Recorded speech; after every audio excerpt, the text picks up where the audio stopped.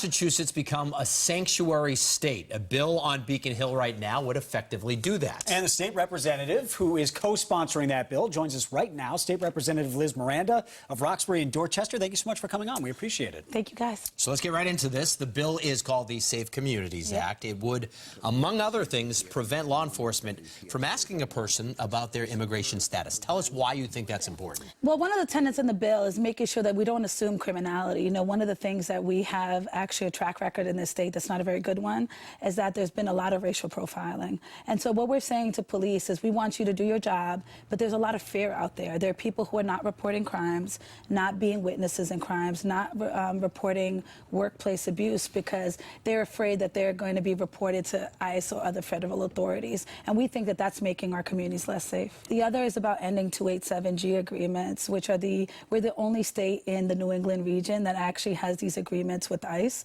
And we have 4 places, correctional facilities in the state that do business with the federal government. Governor Charlie Baker has said he will likely veto this bill if it passes. I'm sure you've heard from Bristol County Sheriff Tom Hodgson. He's opposed to this bill. He has said he wants more communication between local police and federal law enforcement, not less communication. How do you respond to that? So it's not less communication. That's been one of the things that we've been fighting on. We're going to fight this bill down to the wire, is that it actually improves communication because you can communicate about criminal activity. We don't want this boggled down by civil situations that are happening in the Commonwealth. We want really bad guys to go to jail. And so I'm not a friend or a fan of his, so I'm not really likely to listen to him, but definitely working with the Black and Latino Caucus. You're speaking about Hodgson, yes. not Baker. Not Baker. Working with the Black and Latino Caucus, we meet with our governor quarterly, and we meet with the Senate President and the Speaker of the House, and we've made this a priority in the House of Representatives in Massachusetts. The state Republican Party has said that basically what you're doing here is you're protecting people who have already broken the law by being here illegally. How do you sort of battle that argument? So 2 things. One is everyone deserves dignity and protection under our Constitution. Second thing I'd like to say is that it actually does not stop people. Police departments can still cooperate and collaborate with federal authorities around criminal activity and people who are doing the type of activity that we want to put them behind jail for. And that's the word you keep landing on. You're saying it's when somebody does something that's criminal, that's when police can report. What we find is that there are people that make it synonymous between being undocumented or having mixed status with being criminal, and that's not the case. Most people that are undocumented actually are invisible in our society. They're not committing the type of crimes that people are saying. If there's one story, that's one story too many, but we are definitely finding that we want our authorities here in Massachusetts to do their job, which is to protect and serve. They don't get paid to do the federal authorities' job. ICE can do their job. They do it well, and let them do it.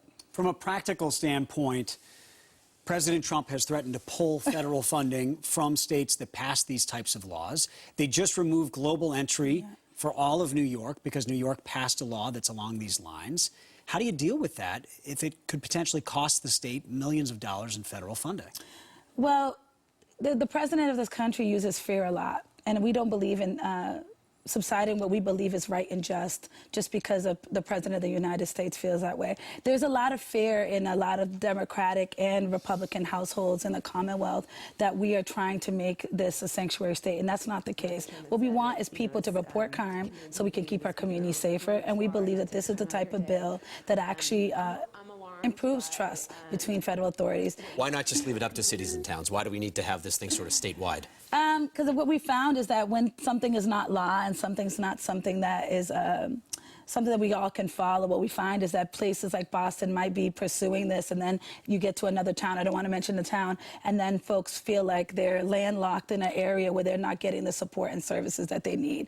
Across the board, we're one state, we have 351 towns and cities, and we think that everyone deserves dignity and due process in the Commonwealth. State Representative Liz Miranda of Dorchester and Roxbury, thank you so much for coming on. We appreciate it. Thank you. Well, their son